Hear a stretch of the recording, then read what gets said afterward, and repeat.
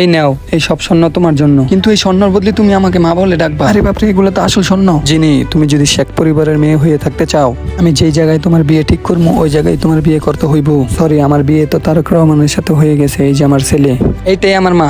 যদি তোমার সত্যিই বিয়ে হয়ে থাকে তাহলে তোমার ছেলেকে আর তোমার জামাইকে নিয়ে আমাদের বাসায় আসবা। আচ্ছা ঠিক আছে।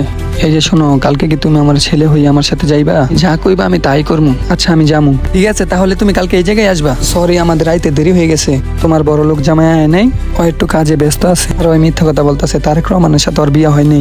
সত্যি কথা হলো তারেক রহমানের সাথে আমার মেয়ের বিয়ে হয়ে গেছে। এই যে দেখো কত গিফট আমার জন্য পাঠাইছে। সম্পূর্ণ মিথ্যা কথা এগুলা, সবগুলো স্থান পাওয়া যায় ওইখান থেকে। কিনা আইনা বলতেছে তারেক রহমানে গিফট করছে। হা হা। ওই যে দেখো বাংলাদেশ প্রধানমন্ত্রী তারেক রহমান চলে আইছে। বেবি, ওরা আমাকে ডিস্টার্ব করছে, তাড়াতাড়ি ওদেরকে বলো সাবস্ক্রাইব করে দিতে আমাদের চ্যানেলটি। বন্ধুরা, তোমরা কে কোন ক্লাসে পড়ো অবশ্যই কিন্তু বলে যাবা। আর নিত্য নতুন ভিডিও পেতে অবশ্যই কমেন্টে লাভ রিয়েট দিবা।